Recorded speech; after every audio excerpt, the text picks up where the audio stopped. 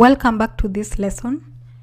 In this lesson, I'll be showing you the fib tool, the coordinates of the fib tool, because it is good for when we are looking for we are looking at a price swing, to be able to measure between the high and the low, and for us to gauge between the premium, equilibrium, the discount prices, the swing high and the low. So in any price swing, there is a high probability that we are going to use the fib tool, and these are the coordinates which I use for the fib tool.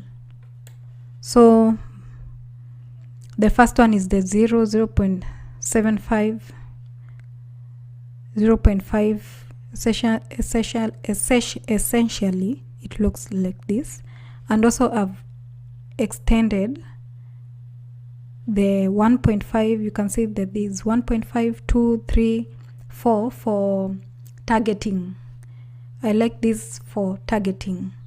So you know, when for example the price is between this range 1 to 0 to 1, so for targeting purposes, this 2 is to show that is when you have a market price swing and a market movement in which you anticipate that the market will move higher, and the market will come to run the double of this swing from this 0 to 1. So it's like a reciprocal of targeting a double.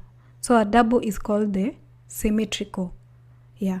So if you want to target the this is the 2 standard deviation, this one is 3 standard deviation. So we are looking at if price moves with a range of, for example, I know this one is the dollar, so the price pips, it looks like this. So if it's 1.62, then a reciprocal or symmetrical, if price move double, it will be the same. So this one is just for targeting.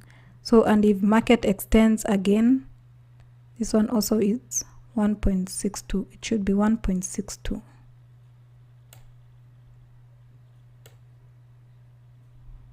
Yeah, 1.62. So I've put even up to the 4, up to 4. So yes, this is it. This is what I use for targeting and for measuring my equilibrium, premium and discount. Yes. See you in the next lesson, and thank you.